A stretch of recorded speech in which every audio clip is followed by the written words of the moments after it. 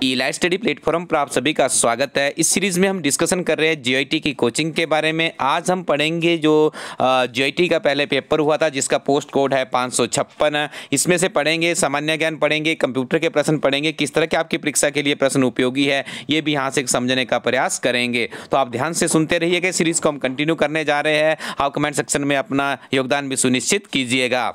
निम्न में से कौन सा एक परंपरागत ऊर्जा का स्रोत है? देखिए यहाँ पे 4 ऑप्शंस मैं नहीं पढ़ूंगा, डिस्क्रिप्शन भी आपको नहीं पढ़ूंगा, क्योंकि आपके पास एक किताब होगी तो आपने स्वयं पढ़ लिया होगा। किताब नहीं है तो आप इलाइट स्टडी कोर वेबसाइट पर जाकर परचेज कर लीजिए। अभी भी समय है, अभी भी आप इस किताब के साथ में अपनी तैयारी आगे बढ़ाते हैं, निश्चित तौर पर आपको लाभ मिलेगा। तो यहाँ पे प्रश्न आपसे पूछा जा रहा है कि निम्न में से कौन सा एक परंपरागत ऊर्जा का स्रोत नहीं है? तो देखिए बायोगैस है, इसे क्या है, परंपरागत ऊर्जा का स्रोत नहीं माना जाता है। सूर्य ग्रहण के समय, तो आपको बताना है यहाँ पे 4 ऑप्शनों को पढ़ के। देखिए इस तरह के प्रश्न आपके एग्जाम में पूछे जाते हैं। तो सूर्य ग्रहण के समय क्या होता है? चंद्रमा पृथ्वी और सूर्य के बीच में आता है। तो ये इसका सही उत्तर है। अगला प्रश्न है, वैज्ञानिक जिन्होंने प्रथम बार खोज की कि पृथ्वी सूर्य के चतुर्युगिक परिक्रमण करती है, ये खोज किसने की थी? तो इसका आपने याद रखना है, कोपरनिकस का नाम आप याद रखिएगा। जल का घनत्व होता है, तो जल का घनत्व माना जाता है 4 डिग्री सेल्सियस पर अधिकतम। देखिए ये प्रश्न पहले पूछे जा चुके हैं और यहीं से बहुत से सामान्य ज्ञान के प्रश्न आपको रिपीटेड फॉर्म में भी देखने को मिलेंगे और यही प्रश्न आपकी मेरिट बनाएंगे। बॉल पेन किस सिद्धांत पर कार्य करता है? बहुत बार पहले भी ये प्रश्न पूछा जा चुका है। देखिए बॉल पेन जो सिद्धांत है जिसका, वो है पृष्ठ तनाव यानी सरफेस टेंशन के ऊपर एक काम करता है। जब बर्फ पिघलती है तो क्या होता है जी उसका? तो देखिए उसका आयतन घटता है। तो इस प्रश्न का सही उत्तर क्या होगा? जब आपने याद रखना है, जब बर्फ पिघलती है तो उसका आयतन क्या है? उसका आयतन घटता है। ध्वनि की तरंगे नहीं गुजर सकती है। देखिए ध्वनि की तरंगे पूर्व निर्वात से होकर नहीं गुजर सकती है। अति उच्च तापमान मापने के लिए प्रयुक्त उपकरण क्या है? तो याद रखिएगा, अति उच्च तापमान मापने के लिए पायरोमीटर का इस्तेमाल किया जाता है। मानव नेत्र के रेटिना पर बना प्रतिबिंब होता है, वास्तविक तथा उल्टा होता है। याद रखिएगा, मानव नेत्र के रेटिना पर बना प्रतिबिंब कैसा होता है? वास्तविक तथा उल्टा होता है। फ्यूज वायर मिश्र धातु का बना होता है, वह क्या है? तो याद रखिए, फ्यूज वायर जो हमारी बनी होती है टीन तथा लेड से बनी होती है। बहुत ही महत्वपूर्ण प्रश्न है। एक रडार किरण बनी होती है, तो याद रखिए रडार किरण बनती है आपकी सूक्ष्म तरंगों से। और देखिए रडार की एब्रिविएशन भी याद रखिएगा, रेडियो डिटेक्शन एंड रेंजिंग। अगला प्रश्न है, प्रशीतन में प्रयुक्त गैस। देखिए प्रशीतन में प्रयुक्त गैस होती है जब प्रसारित होती है तो ये ठंडी होती है।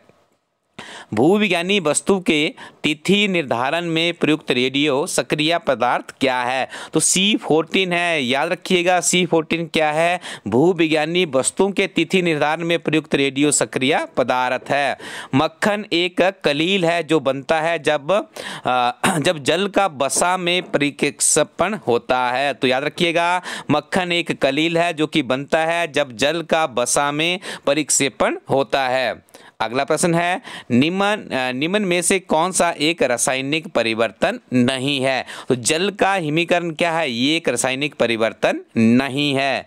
निम्न में से कौन सी धातु सबसे नरम है? तो याद रखिएगा, यदि आपसे तांबर, लौह, एल्यूमिनियम और सोडियम में बात की जाए तो सोडियम सबसे नरम धातु है। ड्राई आइस क्या है? तो याद रखिएगा, ऑप्शन नंबर ए इस प्रश्न का सही उत्तर है। CO2S क्या है? ये आपके लिए क्या है? एक ड्राई आइस है। ठीक है जी। ग्लास की उत्तम व्याख्या निम्न के रूप में है। तो याद रखिएगा, जो ग्लास की उत्तम व्याख्या की जाती है वो सुपर कूल्ड लिक्विड के रूप में की जाती है। अगला प्रश्न है, भारी वाहनों में डीजल का प्रयोग ईंधन के रूप में किया जाता है क्योंकि इसमें उच्च शक्ति तथा आर्थिक बचत होती है। तो याद रखिएगा, भारी वाहनों में डीजल का प्रयोग ईंधन के रूप में किया जाता है क्योंकि इसमें उच्च शक्ति तथा आर्थिक बचत होती है। प्राकृतिक रबर एक बहुलक है, तो ये है आइसोप्रीन का। और कम से कम 10 से 12 बार इस प्रश्न को मैं विभिन्न तरह के कॉम्पिटिटिव एग्जाम में अभी तक देख चुका हूं। बहुत ही महत्वपूर्ण प्रश्न है। अगला प्रश्न भी आपकी परीक्षा के लिए बहुत ही महत्वपूर्ण है। शुद्ध जल का पीएच कितना होता है? तो याद रखिएगा शुद्ध जल का जो पीएच है वो 7 होता है। बिगेनर का मुख्य घटक क्या है? तो याद रखिएगा बिगेनर का मुख्य घटक है एसिटिक एसिड।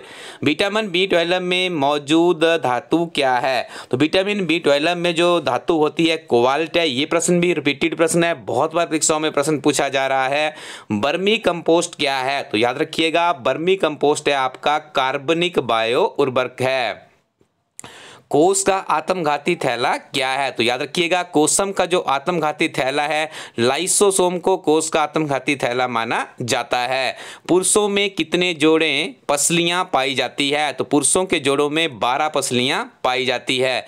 डायनासोर थे, तो देखिए चारों ऑप्शन बहुत ही जबरदस्त यहाँ पे डाली गई है। तो याद रखिएगा डायनासोर सरीसृप थे। अगला प्रश्न है MRI। तो MRI की फुल फॉर्म होती है मैग्नेटिक रिसोनेंस इमेजिंग। ठीक है, this is also very important question. और देखिए MRI अक्सर जब किसी तरह की आपको कोई डिजीज हो जाती है तो उस टाइम इसका इस्तेमाल किया जाता है। ट्यूबरक्लोसिस क्या है? तो ट्यूबरक्लोसिस है सूक्ष्म जीवाणु। इंसुलिन एक प्रकार का है हार्मोन। याद रखिएगा इंसुलिन एक प्रकार का हार्मोन है। पौधे द्वारा भोजन तैयार करने की प्रक्रिया क्या कहलाती है? तो पौधे जो कि है वो भोजन किस प्रक्रिया से बनाते हैं? प्रकाश संश्लेषण आपने याद रखना है। मानवों में पित्त का संग्रह कहाँ पर होता है? तो याद रखिए मानवों में पित्त का संग्रह पित्ताशय में होता है। मानव चर्म है, ये क्या है? ये एक ऑर्गन है। एक बीज है पका हुआ, वह क्या कहलाता है? तो उसे कहा जाता है बीजांड। याद रखिएगा एक पका हुआ बीज उसे क्या कहा जाता है? बीजांड। सबसे ऊंचा वृक्ष है, तो इस वृक्ष का नाम है सिकुआ। याद रखिएगा सबसे ऊंचा वृक्ष कौन सा है? सिकुआ है। मिश्रित कृषि क्या है? देखिए अनेक फसलों को उगाना तथा पशुपालन करना, इसे क्या कहा जाता है? मिश्रित कृषि कहा जाता है। और भारत की अर्थव्यवस्था कैसी है? भारत की अर्थव्यवस्था भी मिश्रित अर्थव्यवस्था है। केंचुए कृषक मित्र कहलाते हैं क्योंकि वह मृदा को रंध्रम बनाते हैं। देखिए चारों ऑप्शन आपको स्वयं पढ़नी है, ये किताब आपके पास होनी चाहिए और ये संशोधित किताब है। आप किसी भी मार्केट में जाके आप इस किताब को ले सकते हैं। इलास्टिक कोरोटिन वेबसाइट पे भी आप इसको ऑर्डर कर सकते हैं, अभी भी आपके पास में है। अब हमारी सीरीज कंटिन्यूसली चलेगी, हर रोज आपको यहाँ पे बहुत ही बेहतरीन तरीके से हमारी टीम पढ़ाएगी और निश्चित तौर पर आने वाली परीक्षाओं में जो अब सीरीज चल रही है आपकी विभिन्न परीक्षाओं में पूछे गए ओल्ड क्वेश्चन पेपर का भी हम यहाँ पे डिस्कशन करेंगे। तो यहाँ से बहुत से प्रश्न रिपीट होने वाले हैं, तो आप नियमित रूप से हमारे वीडियो देखते रहिएगा। केसर पादप के किस भाग से प्राप्त किया जाता है? तो याद रखिएगा केसर को जो कि है पादप के स्टिग्मा भाग से प्राप्त किया जाता है। ऑप्शन नंबर सी इस प्रश्न का सही उत्तर है।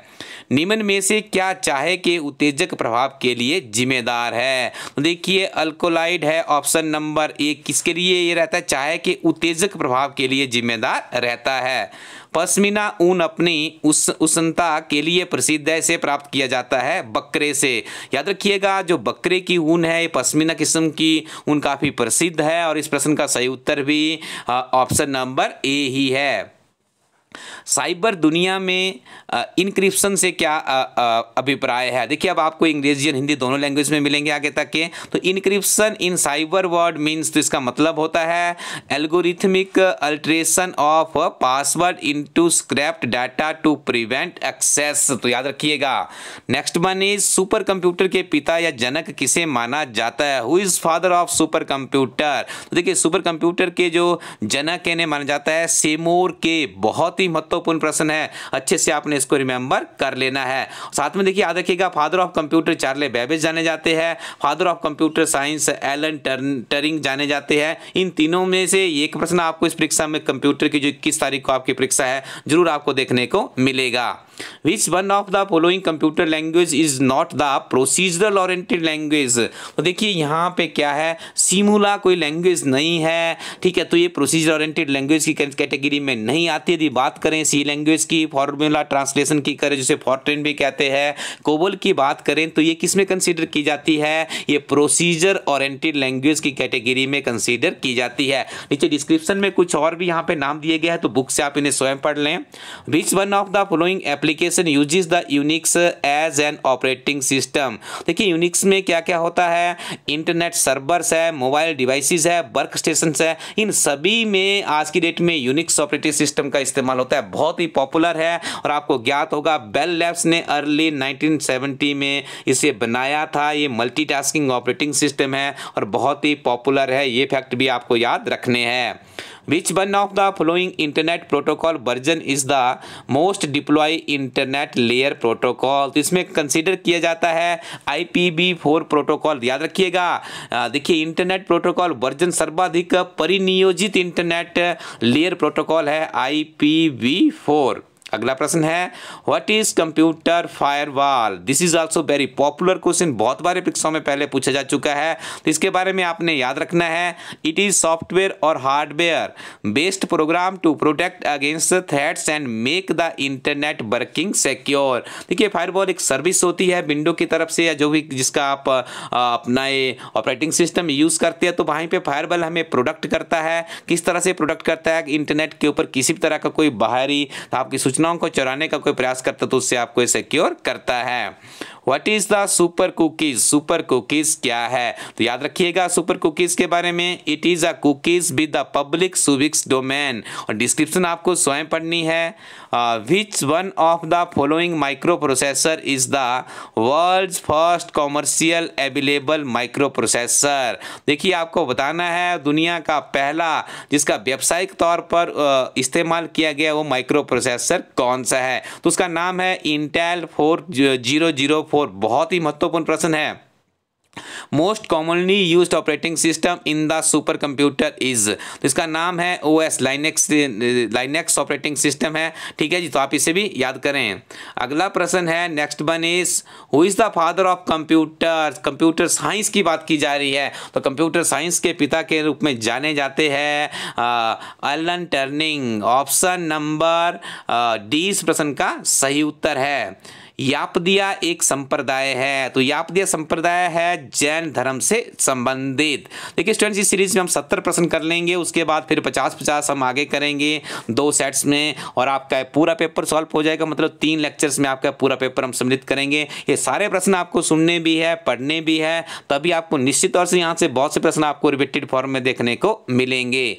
सारनाथ बुद्ध के जीवन के किस पहलू से संबंध रखता है, तो देखिए प्रथम धर्म उपदेश से संबंध रखते हैं। महान विद्वान बाणभट्ट किसके शासनकाल में रहे, तो देखिए हर्ष के शासनकाल में रहे हैं। अगला प्रश्न है जौबनी एक परंपरागत नृत्य शैली है जो उत्तर पूर्वी भारत में प्रस्तुत होती रही है, तो इस प्रश्न का सही उत्तर है डिमासायो द्वारा, यानी option number A is the right answer. निम्न में से कौन सी एक नृत्य नाटिका है, तो कथकली को कंसीडर किया जाता है नृत्य में, यह आपने याद रखना है नृत्य नाटिका में। भारत की पहली बोलती फिल्म 1931 में निर्मित, 1913 कीजिएगा आई थिंक स्टूडेंट्स, यहाँ पे 1913 या 1931 आप इसे कमेंट सेक्शन में रेक्टिफाई करवा सकते हैं। देखिए भारत की जो पहली बोलती हुई फिल्म है उसका नाम है आलम आरा। निम्न कौन सा स्थल प्रागैतिहासिक चित्रकला के लिए प्रसिद्ध है, तो देखिए बहुत ही फेमस और साधारण प्रश्न मैं इसको कहूँगा, तो भीमबेटका इस प्रश्न का सही उत्तर है। किस स्थान पर प्रसिद्ध गूढ़ त्रिमूर्ति सदाशिव अवस्थित है, तो ये अवस्थित है एलिफेंटा में, यानी ऑप्शन नंबर सी इस प्रश्न का सही उत्तर है। गांधार कला एक संयोजन है, किस चीज का है, भारतीय तथा ग्रीक शैली का। नेक्स्ट वन इज नील दर्पण पुस्तक किसने लिखी है, तो नील दर्पण पुस्तक को लिखा है दीनबंधु के द्वारा। नेक्स्ट वन इज अगला प्रश्न है संगम अवतरण तालक पीयम किस विषय की कृति है, तो ये कृति है व्याकरण की। अगला प्रश्न है बैसाखी उत्सव मनाया जाता है, खालसा पंथ की स्थापना पर कौन सा उत्सव मनाया जाता है, बैसाखी उत्सव मनाया जाता है। सिख धर्म में बहुत ही फेमस एक फेस्टिवल है। निम्न कौन सा उत्सव पौराणिक राजा बाली से घनिष्ठ रूप से जुड़ा हुआ है, इसका सही उत्तर होगा Onam is the right answer. निम्न कौन सा नेता कभी भारतीय राष्ट्रीय कांग्रेस का अध्यक्ष नहीं बना, तो इनका नाम है बाल गंगाधर तिलक, के कभी भी भारतीय राष्ट्रीय कांग्रेस पार्टी के अध्यक्ष नहीं रहे हैं। निम्न में से कौन देशबंधु नाम से जाना जाता है, तो इस प्रश्न का सही उत्तर होगा चित्तरंजन दास को देशबंधु के नाम से भी जाना जाता है। All India trade union Congress की स्थापना किस वर्ष की गई थी? तो इसकी स्थापना हुई थी 1920 में, याद रखिएगा। महात्मा गांधी भारतीय राष्ट्रीय कांग्रेस के अध्यक्ष कब बने थे? तो बेलगाम कर्नाटक में यह अधिवेशन हुआ था 1924 में, याद रखिएगा। महात्मा गांधी महज एक बार ही कांग्रेस के अध्यक्ष बने थे और 1921 में इन्होंने पहली बार शिमला की यात्रा की थी हिमाचल प्रदेश में। ये दोनों प्रश्न ही पॉपुलर है और आने वाली परीक्षा में आपसे पूछे जा सकते हैं। किसे भारतीय राष्ट्रवाद के प्रणेता के रूप में याद किया जाता है? तो इनका नाम है आर.सी. दत्त। अगला प्रश्न है, कैबिनेट मिशन की अध्यक्षता किसने की थी? तो P. Lawrence is the right answer. इन्होंने कैबिनेट मिशन की अध्यक्षता की थी। नेक्स्ट वन इज, अगला प्रश्न है, नेक्स्ट वन इज और लास्ट प्रश्न है आज का हमारा इस सीरीज का, निम्न में से कौन अगस्त प्रस्ताव से संबंधित था? तो इस प्रश्न का सही उत्तर है लॉर्ड लिनलिथगो। देखिए स्टूडेंट्स, आगे हम इसके आपको बता दिए, पूरा का पूरा पेपर हम यहाँ पे देखिए डिस्कस करेंगे। बहुत से प्रश्न यहाँ पे आपको रिपीटेड फॉर्म में देखने को मिलेंगे आपके आने वाली परीक्षाओं में। सबसे बड़ी विशेषता है बाइलिंगुअल है और ये आप यदि अच्छे से कर लेंगे तो आने वाले समय में ये आपके लिए बहुत ही लाभदायक साबित होगा। ठीक है स्टूडेंट्स, इसमें 200 प्रश्न है, पुराने पैटर्न का पेपर है, तो हम कोशिश करेंगे कि ये सारे के सारे कम से कम 3 लेक्चर में ही हम इनको समाप्त कर दें। तब आपको कुछ नहीं करना है, आपको इलाज स्टडी कोरोटिन वेबसाइट पे जाना है। इस वेबसाइट पे जाइए, जीआईटी की किताब भी यहाँ पे अवेलेबल है, संशोधित वर्जन में अवेलेबल है। जिन अभ्यर्थियों ने पहले खरीद रखी है उसमें कुछ त्रुटियां थी, उसके लिए हम एक सेपरेट वीडियो लाएंगे, उसमें उनका शीघ्र ही हम उनको रेक्टिफिकेशन करवाएंगे। लेकिन अभी जो किताब है ये त्रुटिहीन किताब है, काफ़ी संशोधन भी इस किताब में किया गया, तो आप इस किताब को परचेज कर सकते हो। साथ में यदि आपने किताब परचेज कर लिए तो मॉक टेस्ट अवेलेबल है, इसी वेबसाइट पर जाकर आपको मॉक टेस्ट मिल जाएंगे। जल्दी से ऑर्डर कीजिएगा और अपनी पढ़ाई को आगे बढ़ाइएगा। Thank you very much, keep watching Ilaj study YouTube channel.